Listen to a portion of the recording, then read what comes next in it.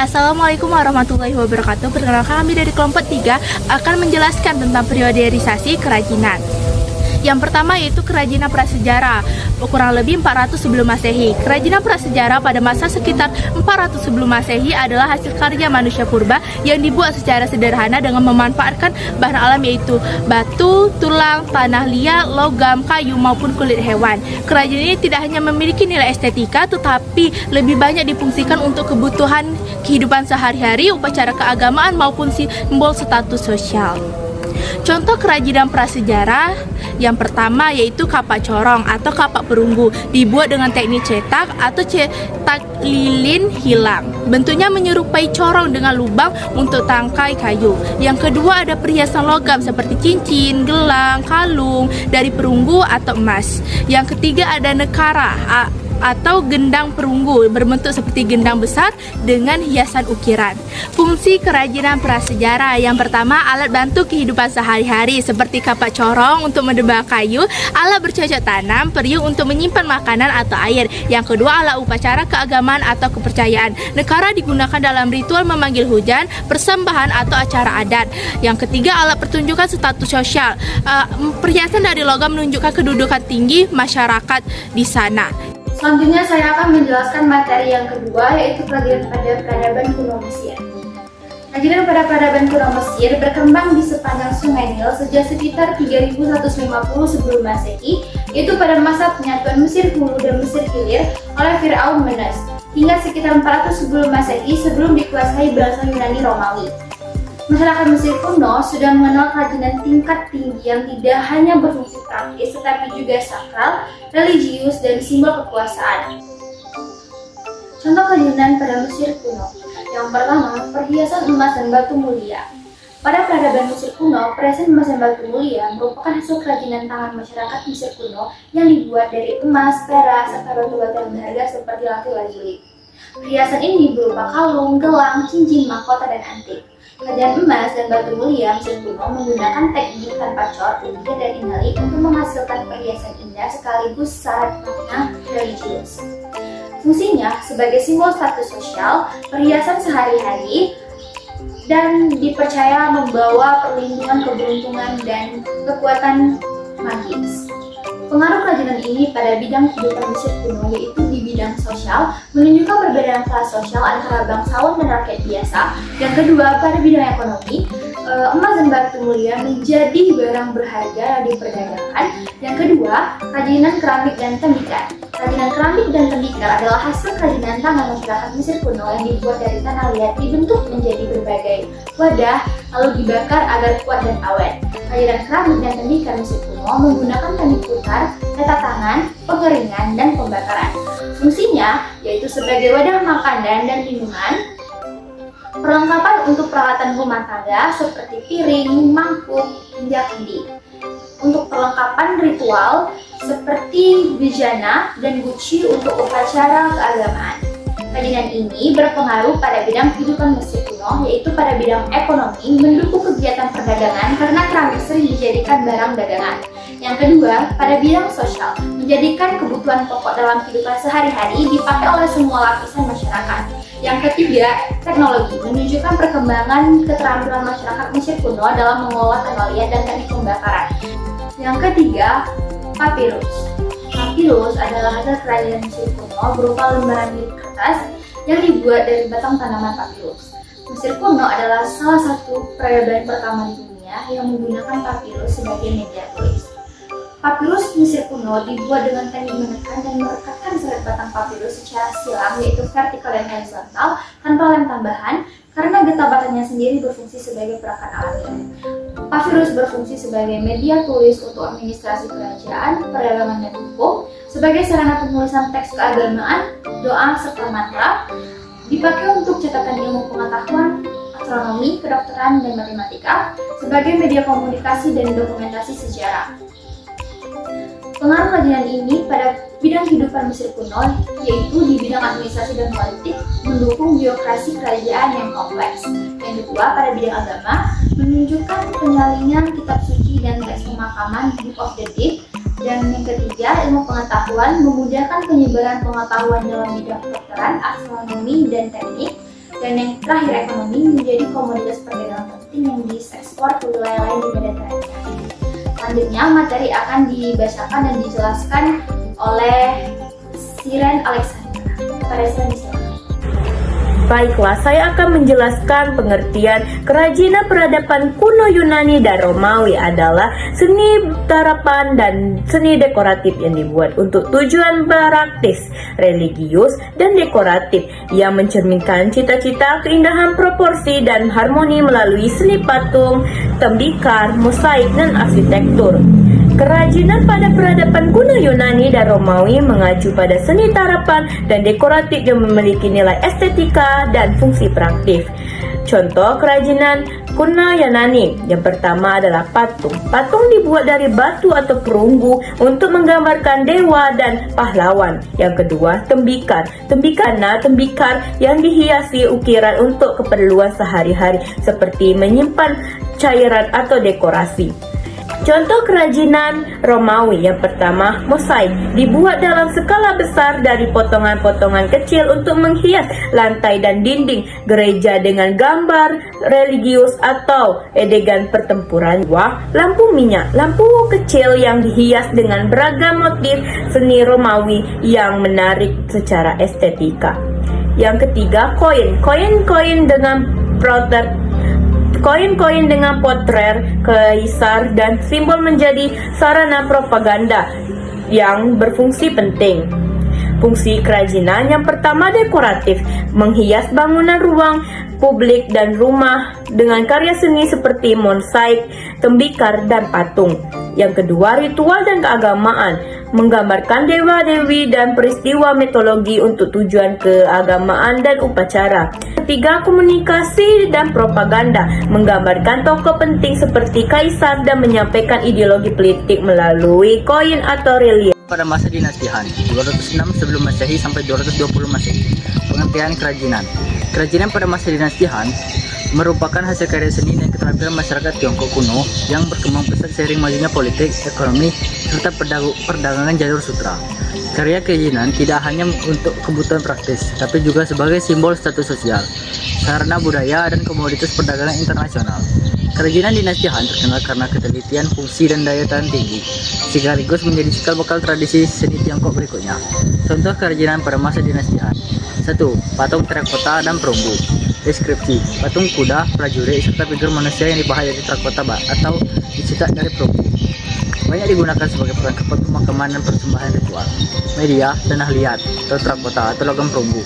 Alat dan bahan: cetakan tanah liat, cetakan perunggu, alat bahat, tungku pembakaran. Teknik: pembakaran tanah liat atau firing dan pengucuran logam bronze casting. Ciri khas: bentuk realistis pada detail pakaian dan wajah, serta simbol perlindungan bagi arwah leluhur. 2. Keramik Han atau tempat penyimpanan hiasan. Deskripsi: vas, guci, dan wadah besar dari tanah liat berlapis glasir sering dihias dengan motif bunga, naga, bunga burung finik, atau pola geometris. Media: tanah liat dan glasir mineral. Alat dan bahan: roda putar keramik, tungku pembakaran suhu tinggi. Teknik pembuatan: roda putar untuk membentuk glasir hijau atau lead glass, lalu dibakar pada suhu tinggi. Ciri khas: bentuk simetris, hiasan sederhana namun kuat, banyak ditemukan dalam makam bangsawan. Fungsi umum kerajinan dinasti Han. 1. Kebutuhan sehari-hari, guci, wadah, penyimpanan, dan peralatan rumah tangga. 2. Simbol status sosial, contohnya patung perunggu, perhiasan, keramik hias untuk kalangan istana. 3. Sarana budaya dan ritual, patung dan perunggu sebagai persembahan untuk leluhur. 4. Perdagangan internasional, contohnya keramik sutra dan barang perunggu diperdagangkan lewat jalur sutra. 5. Seni dan estetika, ukiran, lukisan awal, serta ornamen pada perunggu mencerminkan cita rasa seni masyarakat. Yang kedua, kerajinan pada masa dinasti Song, 960 Masehi sampai 1209 Masehi. Pengertian: kerajinan pada masa dinasti Song merupakan hasil karya seni dan keterampilan masyarakat Tiongkok yang berkembang pesat seiring majunya teknologi, ekonomi, dan budaya. Karya kerajinan tidak hanya memiliki fungsi praktis, tapi juga bernilai estetika tinggi, mencerminkan status sosial, serta menunjukkan kemajuan zaman. Kerajinan dinasti Song terkenal dengan kualitas halus, detail artistik, dan inovasi dalam bahan maupun teknik. Contoh kerajinan pada masa dinasti Song. 1. Lukisan pemandangan atau landscape painting. Deskripsi lukisan bertema alam seperti gunung, sungai, pepohonan, dan kabut yang melambangkan harmoni manusia dengan alam. Yang kedua, medianya menggunakan kain sutra atau kertas. Teknik pembuatannya ink-wash painting atau sapuan kuas tipis tebal untuk memberi kesan kabut, cahaya, dan kedalaman. Ciri khas menekankan suasana alam atau kabut jarak jauh. Ketenangan dibandingkan detail manusia. Kedua, porselen seladon atau keramik hijau. Deskripsi, keramik berlapis glasir hijau kebiruan dikenal sebagai karena bentuk sederhana, glasir halus, dan nuansa elegan. Media pembuatannya menggunakan tanah liat berkualitas tinggi. Alat dan bahan untuk pembuatannya yaitu roda putar keramik, tungku pembakaran suhu tinggi 1200 di atas 1200 derajat Celcius. Teknik pembuatannya glasir hijau pucat menyerupai giok, kadang dihiasi ukiran motif flora atau geometris. Ciri khas, tekstur halus, sederhana namun mewah, banyak dipakai kalangan istana. Fungsi umum kerajinan dinasti Song. 1. Kebutuhan sehari-hari, tekstil, sutra, keramik atau peralatan rumah tangga. Yang kedua, simbol status sosial, contohnya porselen, lukisan, perhiasan, logam. Ketiga, sarana seni dan budaya, contohnya lukisan kaligrafi, ukiran sebagai ekspresi intelektual. Yang keempat, perdagangan internasional. Keramik dan sutra menjadi komoditas ekspor penting. Yang kelima, keagamaan dan spiritual. Contohnya, patung, ukiran, dan seni dipakai dalam ritual. Halo teman-teman, kali ini kita akan membahas tentang abad pencerahan atau Renaissance yang terjadi pada abad ke-14 sampai ke abad ke-16. Nah, Renaissance ini yaitu adalah kelahiran kembali, di mana masa kebangkitan ilmu pengetahuan, seni, budaya, dan filsafat klasik Yunani Romawi. Gerakan ini pertama kali berkembang di Italia, terutama di Florence, Venesia, dan Genoa. Latar belakangnya antara lain yaitu adalah runtuhnya Konstantinopel tahun 1453, penemuan mesin cetak oleh Johannes Gutenberg, berkembangnya perdagangan internasional, serta dukungan keluarga kaya seperti Medici yang membiayai para seniman. Oke, selanjutnya adalah ciri khas Renaissance adalah lahirnya para humanisme, seni yang lebih realistis, perkembangan ilmu pengetahuan, sikap kritis terhadap dogma gereja, serta banyak penemuan baru di bidang navigasi dan teknologi. Beberapa tokoh penting antara lain Leonardo da Vinci dengan karyanya Mona Lisa, dan Michelangelo dengan patung David dan lukisan Cappuccina, dan Copernicus dan Galileo di bidang astronomi, serta Shakespeare di bidang sastra. Renaissance berdampak besar di berbagai bidang. Ilmu pengetahuan berkembang, seni menjadi lebih indah dan realistis, masyarakat semakin kritis, dan munculnya reformasi gereja, dan perdagangan internasional semakin maju. Baiklah, saya akan menjelaskan materi yang terakhir, yaitu kerajinan pada masa modern pada tahun 1860 sampai sekarang.